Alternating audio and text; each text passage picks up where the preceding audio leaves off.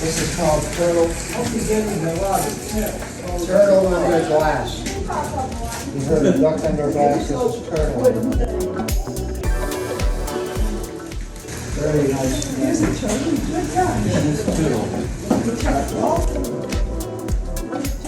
It is a giant turtle. Look at him.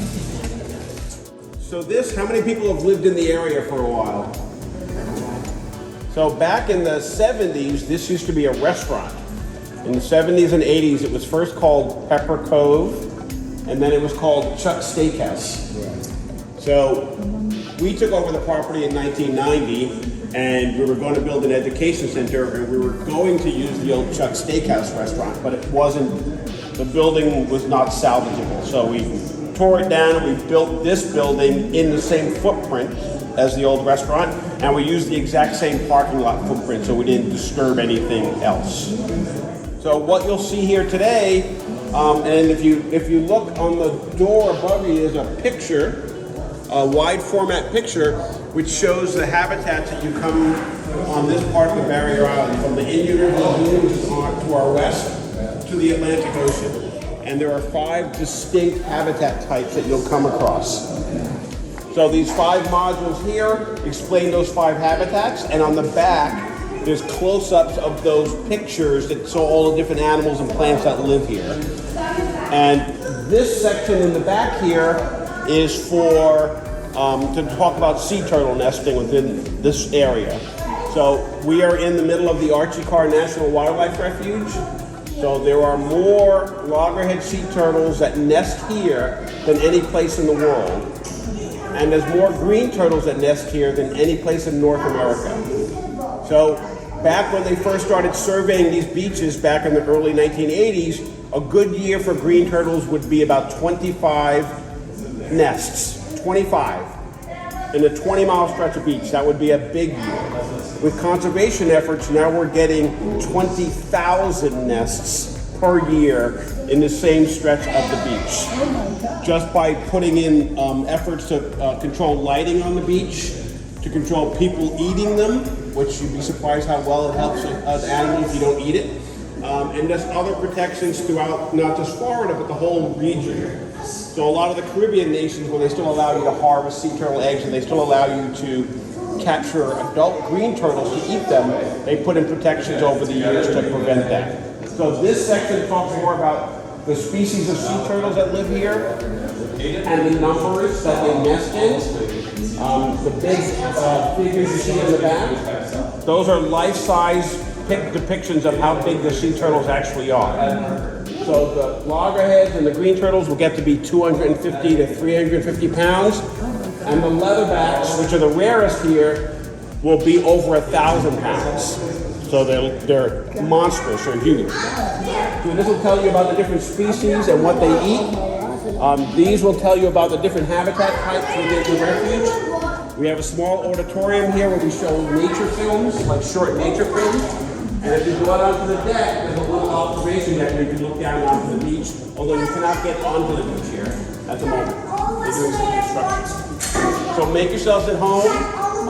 If you'd like, after you're done looking around and watching some movies, I can see if we can let you into the gift shop if you want to visit the gift shop. Okay?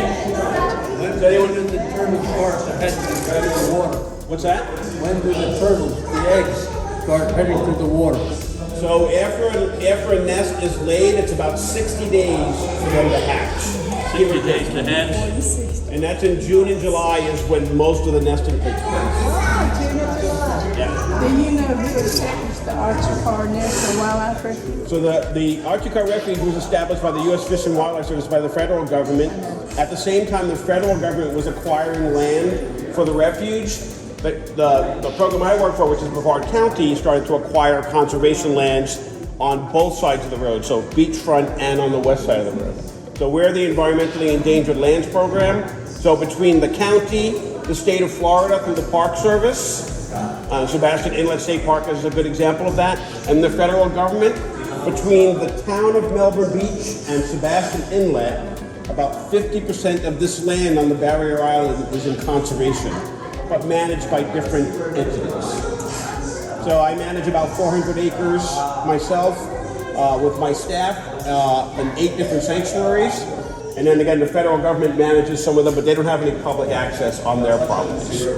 And it was, the refuge was initially started primarily because UCF researchers and Dr. Archie Carr were doing research on these beaches early on, even as early as the 50s, and they realized that for some reason this stretch of beach was important to nesting sea turtles. So the data that they had collected through the decades is what prompted the federal government to establish this as a refuge. And of course, just down the road, not far from here as the crow flies, is the Pelican Island National Wildlife Refuge, the first national wildlife refuge in the system, started by Teddy Roosevelt. We're going to see a tortoise, a real one, not a stuffed one. There's still so much information. Oh, can you all see it? I guess he has a name. I don't know if they named him or not. We're going to name him. His name's Archie, after Archie? the founder. Yeah, you like that. His name's Archie. I was listening. There's Archie. We've named him. Where are you all from? We're from Chateau Madeleine Senior Living. And Where? Chateau Madeleine Senior Living in Suntree, and we're having a fantastic informative visit to Barrier Island. Okay. So tell me about this dinosaur. I have no idea. Okay. It's the pinwheel. Oh, it's very good. It's the.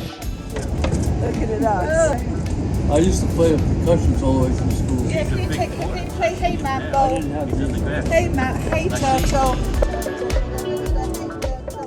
I'll join you on the pipes. Oh, you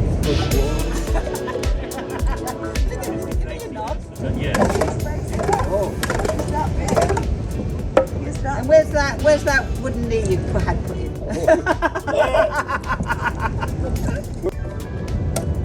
Mary had a little lamb, little turtle. Mary had a little turtle. It lived down Barrier Island.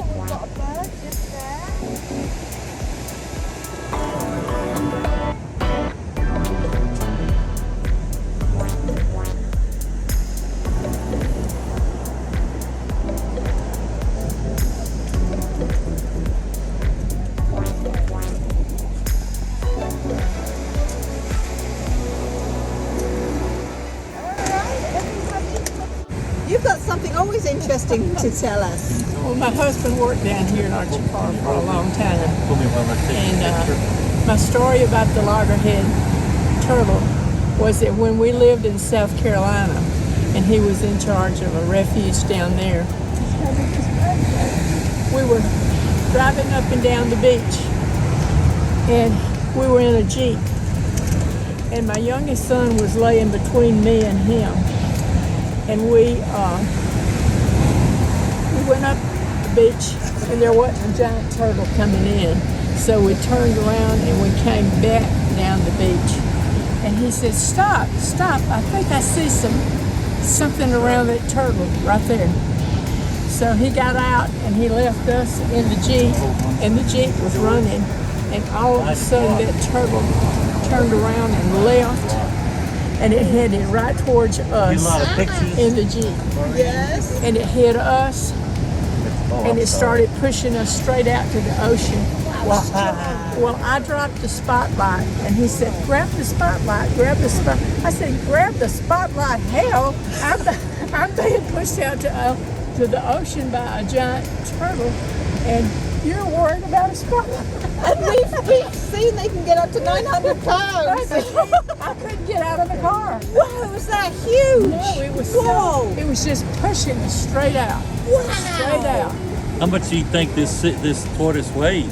This turtle. It was a Turtle? How much do you think it weighed? probably 2,000 pounds. Whoa. That's why I couldn't get out of it.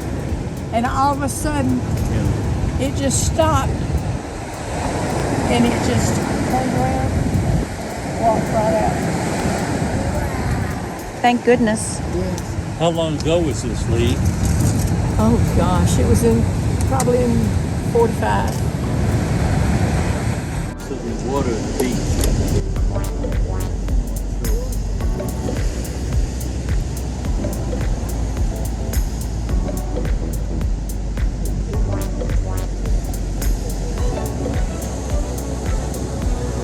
Brilliant ones with good air.